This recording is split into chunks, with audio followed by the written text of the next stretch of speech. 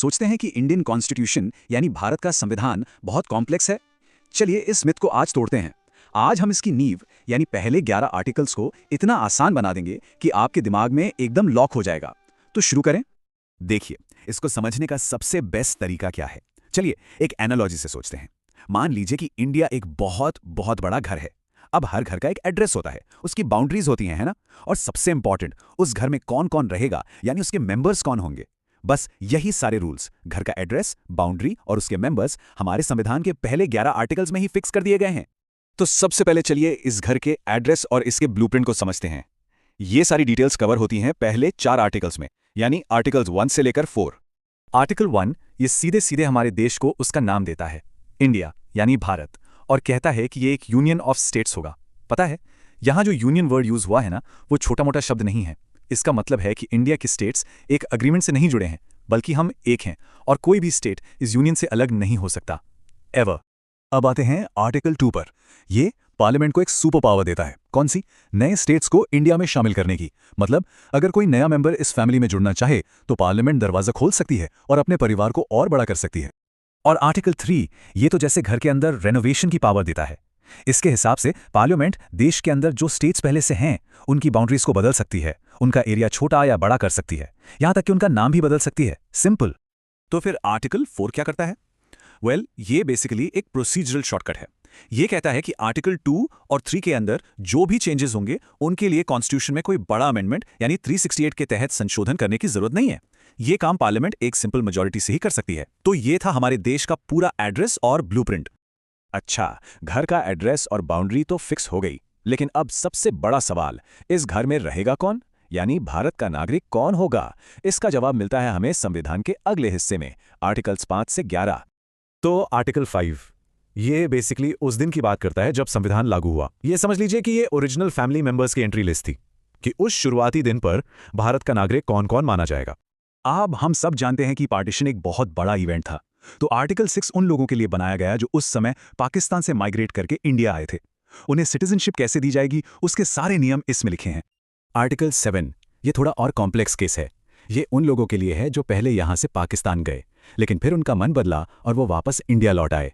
उनकी सिटीजनशिप के लिए अलग कंडीशंस थीं। और आर्टिकल 8 उन लोगों को नहीं भूलता जिनकी जड़ें तो इंडियन है, लेकिन वो संविधान लागू होने के समय देश से बाहर रह रहे थे। उनके लिए भी इंडियन सिटीजन बनने के दरवाजे खोले गए थे। ओके, अब आते हैं एक सुपर इंपॉर्टेंट रूल पर, आर्टिकल 9। ये बिल्कुल साफ साफ कहता है कि आप एक टाइम पे 2 नाव में सवार नहीं हो सकते। मतलब अगर आपने अपनी मर्जी से किसी और देश की सिटीजनशिप ली तो इंडिया की सिटीजनशिप उसी वक्त खत्म हो जाएगी। No dual citizenship. तो आर्टिकल 10 एक तरह का अश्योरेंस है। ये कहता है कि हाँ, जो भी व्यक्ति भारत का नागरिक है वो नागरिक बना रहेगा, लेकिन एक बट है, ये सब हमेशा पार्लियामेंट के बनाए कानूनों के दायरे में होगा। और फाइनली आर्टिकल 11, ये आखिरी आर्टिकल इस पूरे टॉपिक की मास्टर की पार्लियामेंट के हाथ में दे देता है। इसके तहत सिटीजनशिप से जुड़े किसी भी मामले पर कानून बनाने की आखिरी और पूरी पावर सिर्फ और सिर्फ पार्लियामेंट के पास है। तो ये थे संविधान के पहले 11 सुपर इंपॉर्टेंट आर्टिकल्स। काफी जानकारी हो गई है ना। तो अब इस सबको हमेशा के लिए दिमाग में लॉक कैसे करें, मेरे पास इसके लिए एक सुपर ट्रिक है, और फिर होगा एक छोटा सा टेस्ट। रेडी? बस ये एक लाइन याद कर लीजिए, काम हो जाएगा। क्या है लाइन? 1 से 4 स्टेट का गेम, 5 से 11 सिटीजन का नेम। इस एक लाइन से आपको हमेशा याद रहेगा कि कौन से आर्टिकल्स देश की सीमा और स्टेट से जुड़े हैं और कौन से उसके नागरिकों से। Simple, right? चलिए अब वक्त है नॉलेज टेस्ट का। पहला सवाल, कौन सा आर्टिकल इंडिया को यूनियन ऑफ स्टेट्स के रूप में डिफाइन करता है? थोड़ा सोचिए, अभी डिस्कस किया था हमने। बिल्कुल सही जवाब है ए, आर्टिकल 1। अगला सवाल, भारत में एक नया राज्य बनाने की शक्ति किसके पास है? The president, the prime minister, the parliament या द सुप्रीम कोर्ट? क्या लगता है? The correct answer is C, the parliament. तीसरा सवाल, संविधान का कौन सा आर्टिकल दोहरी नागरिकता यानी डुअल सिटीजनशिप पर रोक लगाता है? थोड़ा दिमाग पर जोर डालिए, और जवाब है सी, आर्टिकल 9। चौथा सवाल, संविधान के आर्टिकल 5 से 11 किस विषय से संबंधित हैं?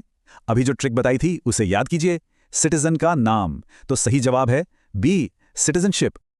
और ये रहा आखिरी सवाल, भारत में नागरिकता से संबंधित कानून बनाने का अंतिम अधिकार किसके पास है? और इसका जवाब है बी, द पार्लियामेंट, जिसे ये पावर मिलती है आर्टिकल 11 से। शानदार! अगर आपने सारे जवाब सही दिए तो कॉन्ग्रेचुलेशंस। इसका मतलब आपकी बुनियाद बिल्कुल क्लियर हो चुकी है। तो अब यहां से आगे कहां जाना है?